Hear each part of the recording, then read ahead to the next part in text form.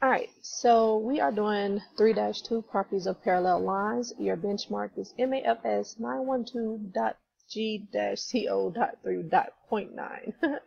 So it's basically prove theorems about lines and angles, use theorems about lines and angles to solve problems.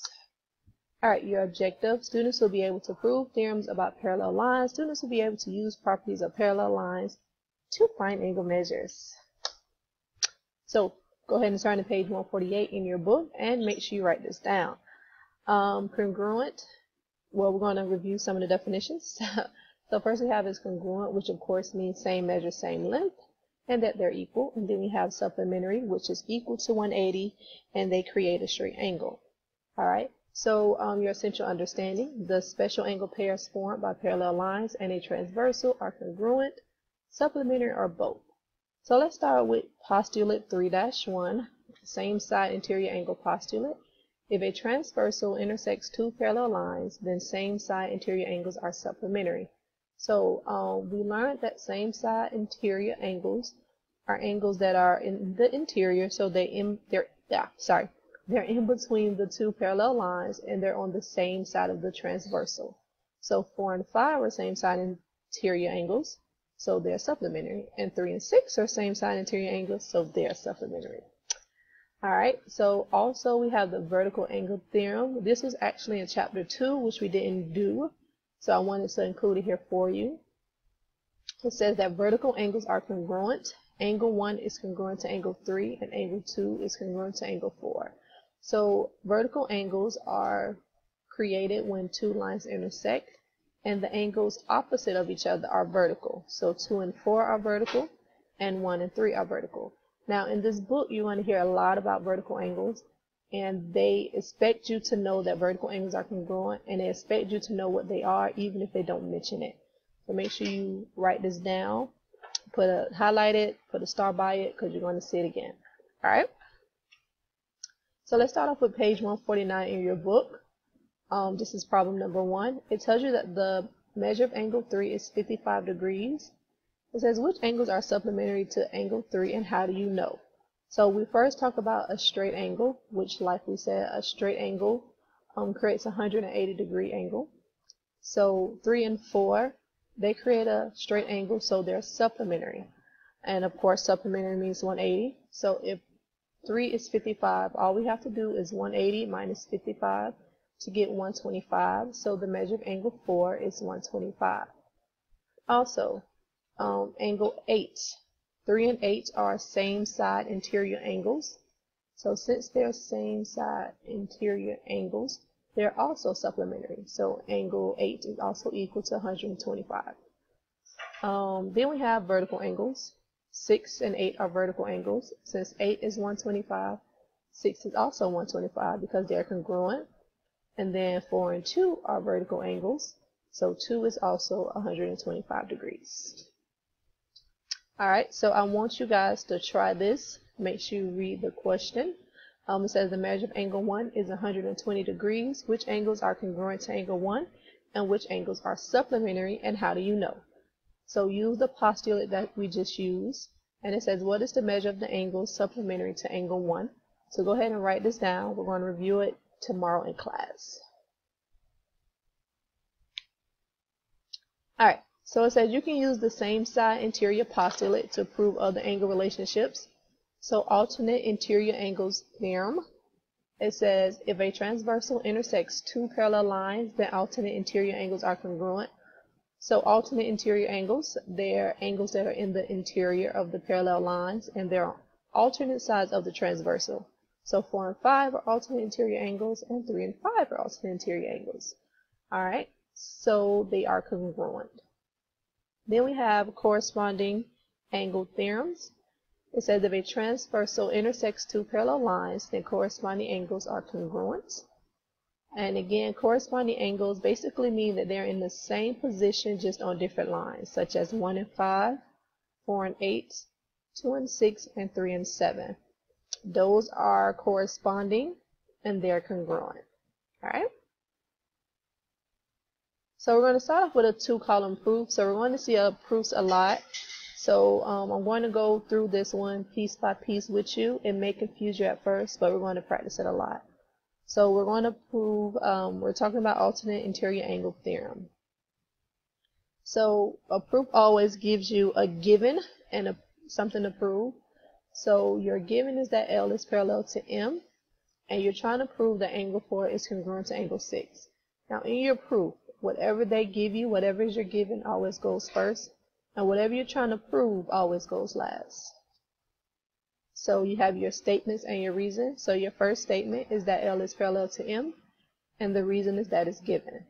So see here, your given is first. Then you start listing things that you know or that you've learned. So we know that the measure of angle 3 plus the measure of angle 4 is 180. And we know that because they create a straight angle, so they're supplementary. We also know that the measure of angle 3 and the measure of angle 6 equals 180 because those are same side interior angles. Since the measure of angle 3 plus the measure of angle 4 is equal to 180, and the measure of angle 3 plus the measure of angle 6 is equal to 180, we can set these two equal to each other, which is what I did here. The measure of angle 3 plus the measure of angle 4 is equal to the measure of angle 3 plus the measure of angle 6. Now that is called the transitive property of equality. Alright?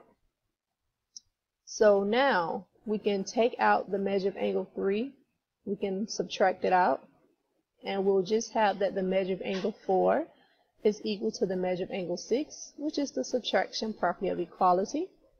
And since the measures are equal, that means that they are congruent angles.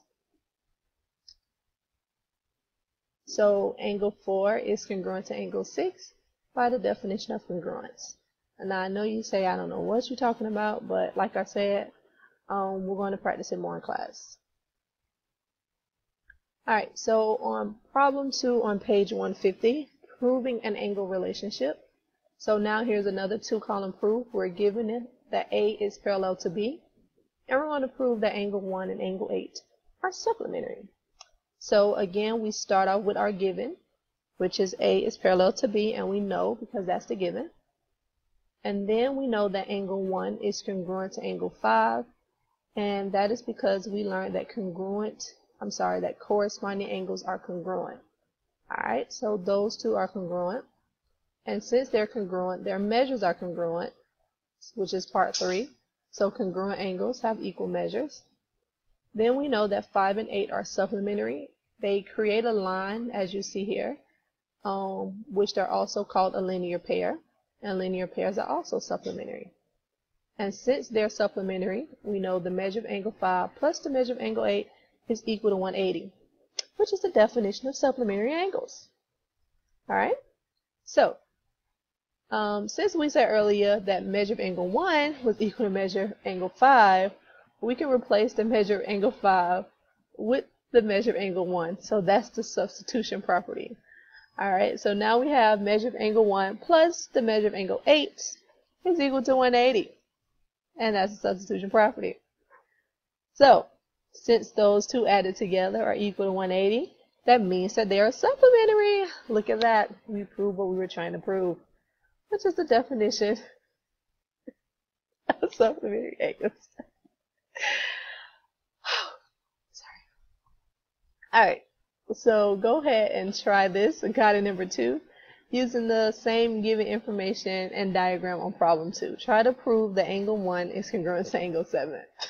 Again, write it down, just try it out, but we'll do it in class.